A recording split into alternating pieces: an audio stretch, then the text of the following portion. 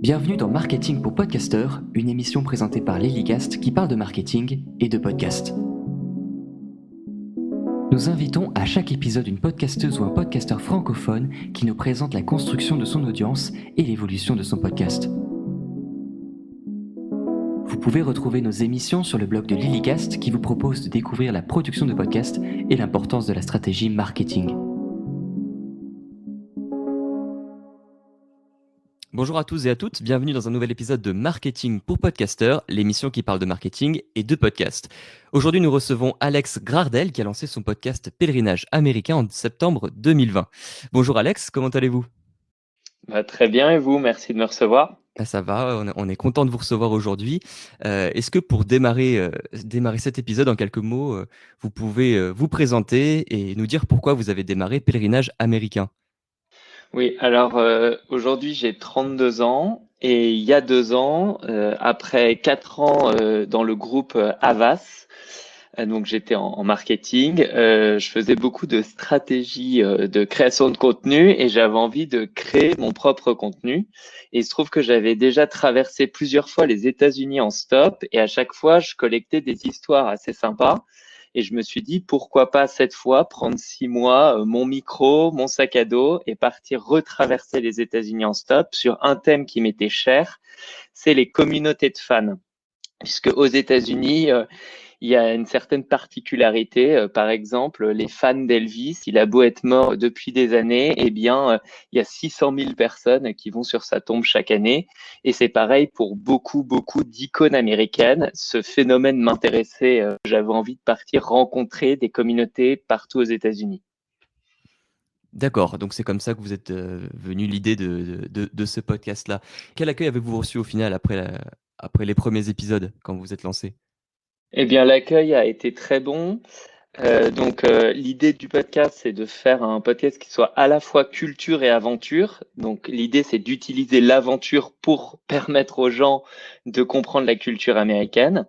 Et il se trouve que le premier épisode, même les 3 premiers, sont sur Into the Wild. Donc, je ne sais pas si vous connaissez ce film, mais c'est un livre et un film qui parlent d'une histoire vraie d'un homme qui est parti vivre dans la nature en Alaska.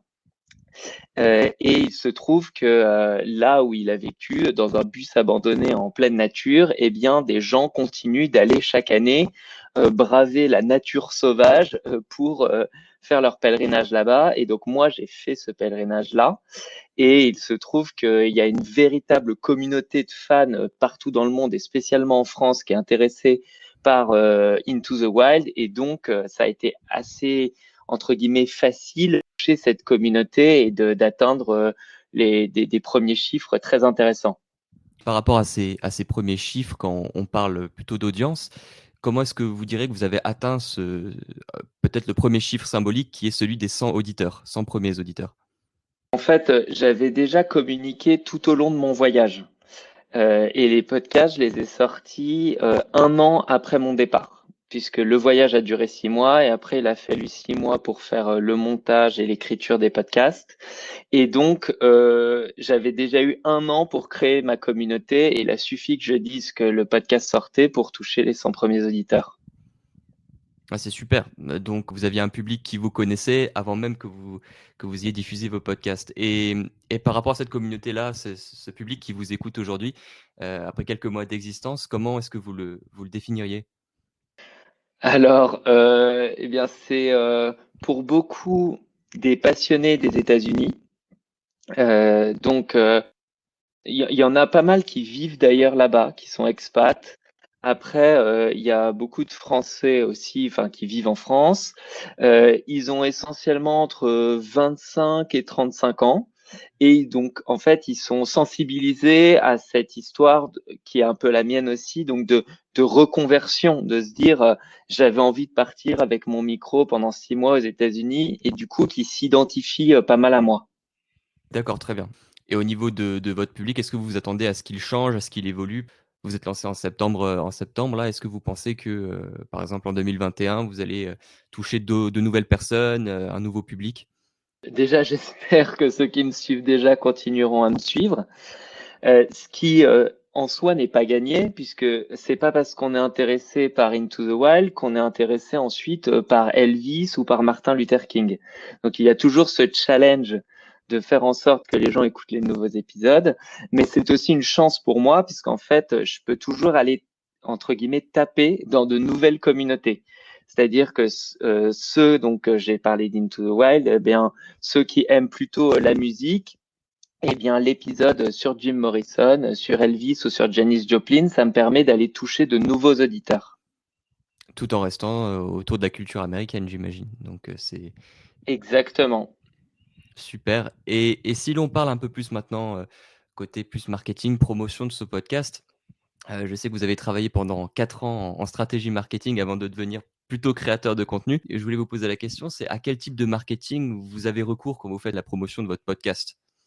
Alors déjà, il y a une première chose, c'est que c'est quand même pas la même chose de faire des recommandations à des boîtes qui mettent des millions d'euros dans leur création de contenu et de faire soi-même en partant de rien. C'est vraiment deux choses différentes, mais bien sûr, mon expérience m'a servi et notamment tout ce qui est donc toucher des communautés, puisque c'est aujourd'hui quelque chose d'essentiel dans le marketing.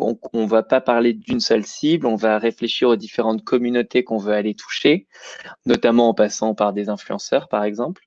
Et donc, moi, c'est exactement ce que j'ai essayé de faire. Donc, bien sûr, il y a ma propre communauté que j'ai déjà touchée, mais ensuite, je vais essayer de toucher les communautés d'autres podcasteurs avec qui je suis rentré en contact, du coup, qui vont me proposer d'intervenir dans leur propre podcast, par exemple.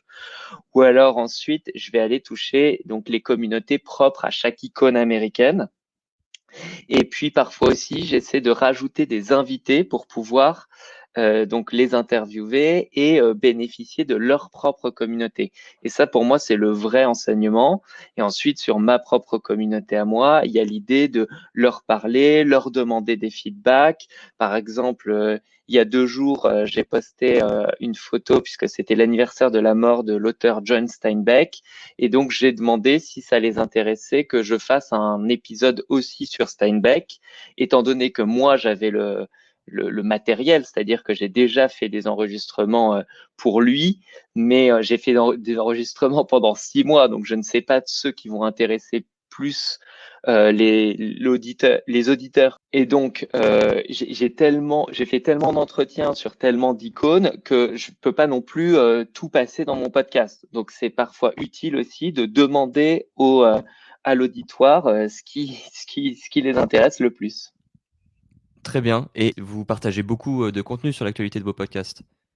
Oui, alors j'ai du contenu donc qui rebondit effectivement sur les derniers épisodes et donc je fais des stories.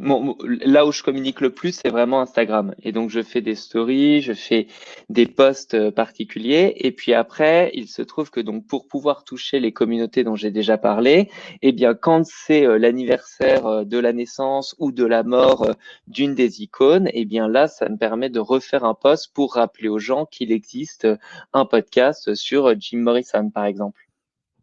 D'accord, et ça rentre aussi dans l'utilisation de multiples formats. Vous parliez de stories Instagram. Est-ce que vous partagez, par exemple, des extraits, vidéo ou des articles à propos de la culture américaine? Alors, ça m'arrive, mais pour le moment, j'essaie de plutôt me focaliser sur le podcast, puisque je parle déjà d'énormément de choses, mais effectivement, quand il y a une grande actualité aux États-Unis, j'en parle aussi. Pour ce qui est de diffuser des extraits, je l'ai fait beaucoup au début. Et en fait, je me rends compte que c'est pour moi aujourd'hui pas essentiel. Alors c'est peut-être parce que je le fais pas de la bonne façon, mais il se trouve que l'idée de mon podcast, c'est vraiment d'emmener les gens par la main et qu'ils se retrouvent à ma place dans une voiture aux États-Unis à partir donc rencontrer de vrais Américains, les interviewer. Et donc c'est quelque chose qui a entre guillemets de la valeur sur le long terme. C'est pour ça que ces podcasts, ils durent 30 à 40 minutes. Par contre, quand on prend un seul extrait, qu'on comprend pas forcément ce que la personne est en train de dire dans la voiture, puisque moi je traduis ensuite, eh bien parfois, passer des extraits n'a pas un énorme impact. Alors que faire un post intéressant racontant ma démarche, eh bien parfois ça va générer beaucoup plus d'impact. Est-ce que vous avez peut-être d'autres tips à faire partager, conseils pour un podcasteur qui se lance et qui aimerait, partager son podcast? Déjà, je pense qu'il faut y croire. C'est vraiment la première des choses. Et donc, à partir du moment où on y croit, il faut parler comme si on était déjà un professionnel. Là, c'est drôle, il y a quelqu'un qui est venu me voir il y a quelques jours pour me demander des conseils. La personne voulait partir, pareil, avec un micro, un sac à dos, interviewer des gens, en me disant oui, mais j'ai pas vraiment d'obligation de résultat. Si ça marche, tant mieux. Sinon, j'aurais vécu une très belle aventure. Moi, je pense qu'il faut pas réagir comme ça. Il faut se dire que on a une obligation de résultat. Il faut sortir le meilleur podcast possible. Et dans ce cas-là, le contenu sera bon. On fera toujours l'étape de plus qui fera que ça marchera. Eh bien, c'est pareil pour la captation des interviews, la création du contenu et pareil pour le marketing. Si on y croit, eh bien, ça marche. Moi, j'ai contacté plein de médias pour leur parler de mon podcast.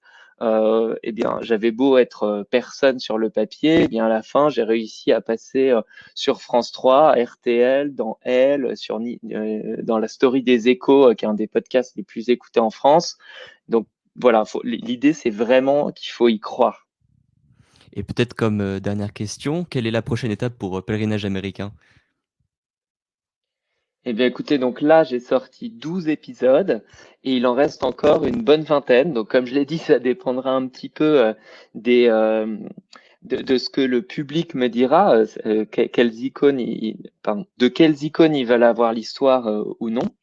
Mais donc, comme je les sors 2 par mois, donc bimensuels, eh bien, j'ai au moins jusqu'à septembre pour sortir ces différents épisodes. Et puis ensuite, je compte décliner le concept dans d'autres pays et notamment en France, partir rencontrer les fans de Johnny ou de Charles de Gaulle, par exemple. Très bien, merci beaucoup pour, cette discussion Alex. Je vous souhaite le meilleur pour la suite de Pèlerinage américain. Je rappelle que vous pouvez écouter ce podcast sur vos plateformes de podcast favorites comme Spotify, Deezer, Apple Podcast et les autres. Et vous pouvez soutenir, Pèlerinage américain sur pèlerinageaméricain.com. À bientôt pour un nouvel épisode de Marketing pour podcasteurs.